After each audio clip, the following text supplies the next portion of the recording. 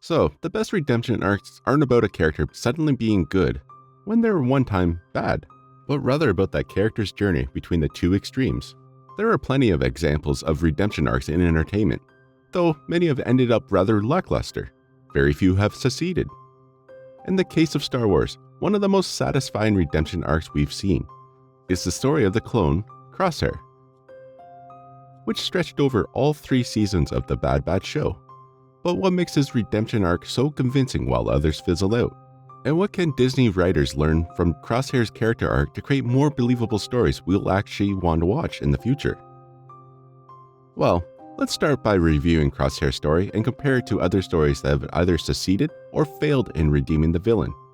Crosshair was a sniper in the Clone War as a member of the Clone Force 99, a small group of troopers who were born with genetic defects. These defects gave them abilities beyond regular clones, while also making them outcasts from the rest of the army.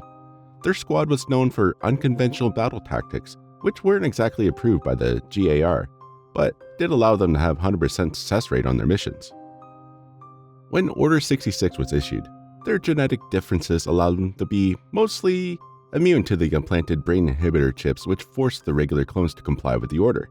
Crosshair was the only member of the Clone Force 99 who still attempted to hunt down the Jedi Padawan, Caleb Doom, and recited the haunting brainwash words, "Good soldiers, follow orders." This one line indicated that he had lost his free will, and that his chip had at least partially activated, even if not to the extent that regular clones' chips had. The squad leader, Hunter, and the others didn't know what was going on at the time, and had to intervene to let the future Kanan Jarrus escape.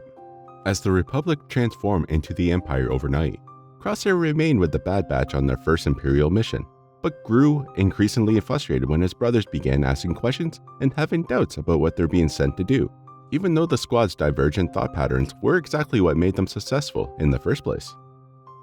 After separating Crosshair from the group, Admiral Tarkin fully activated and even amplified the effects of his inhibitor chip, resulting in Crosshair turning against the squad and actively trying to hunt them down when they went on the run, despite learning about the chips and wanting to get their brother back. The rest of the Clone Force 99 was forced to fight Crosshair and the Empire on several occasions.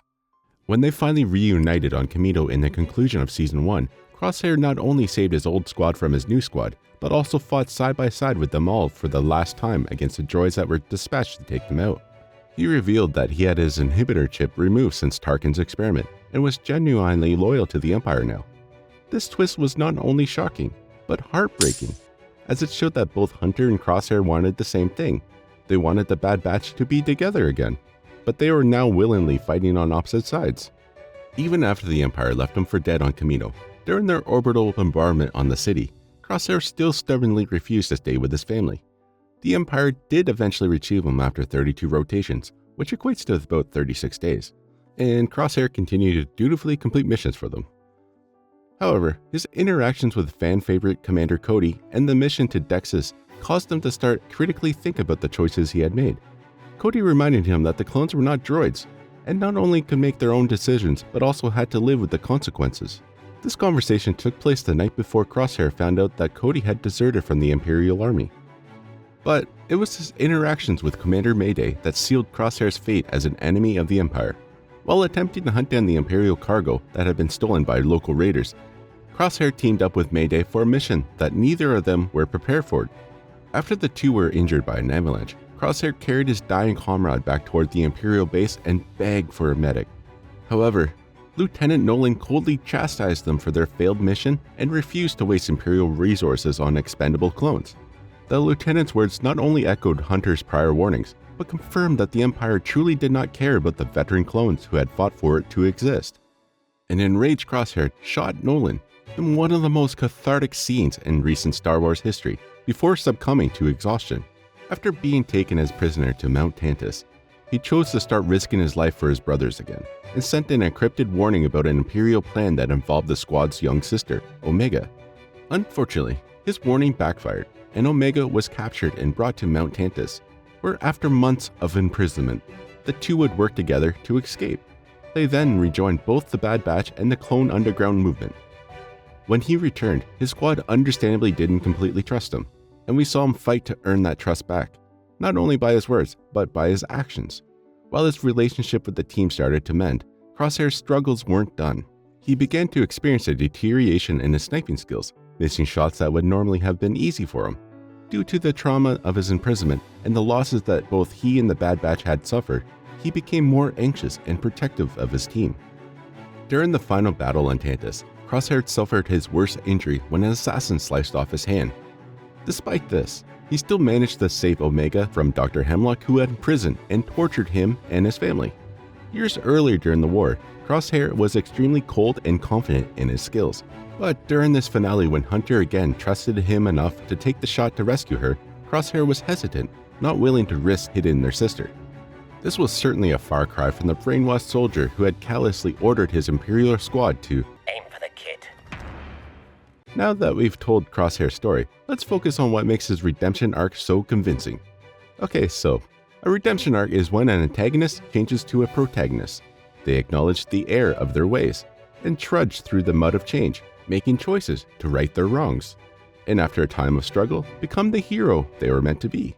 In story writing, this can be extremely tricky to pull off because first, the audience must care about the villain. If the villain is characterized by a collection of villainous tropes, instead of displaying relatable human weaknesses or tragedy, the audience won't connect to the character, let alone root for them to turn things around. If a villain skips over the process of change, the redemption feels unearned. Some stories simply have the villain pull a 180 and become a so-called hero at a critical moment, with their past evil deeds either forgotten or only rarely brought up by the heroes that the villain had spent most of the story in conflict with. No accountability or acknowledgement is shown, and frankly, it cheapens the story as a whole, with more impressionable audience members coming away with the message that one good act can make up for a lifetime of evil. Redemption, forgiveness, and the journey from being a villain to being a hero. That has to be earned. In the case of Crosshair, we saw him repeatedly choose the wrong side, until he could no longer ignore evidence that the loyalty he was given the Empire just wasn't being respected or returned.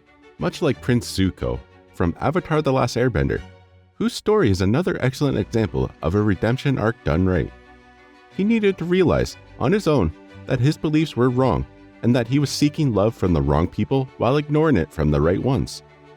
When both of these characters realized they were wrong, they weren't immediately forgiven or accepted by the people they had wronged. Both faced distrust and resentment, and sometimes they made decisions that backfired or fell back into their old patterns of behavior. But after lots of hard work, they eventually showed their change of heart and earned the honor and trust they deserved. In the end, we saw that Crosshair's true loyalty was to his family, and not to simply being a good soldier. He comes to be respected by those he is fighting beside, and even if his prior actions are never completely forgotten, at least they are replaced by heroic actions he is taking now. That makes him someone that we can root for, and it allows for his redemption arc to be quite a satisfying one. Check out our video about the best friendship shown in Star Wars animation next.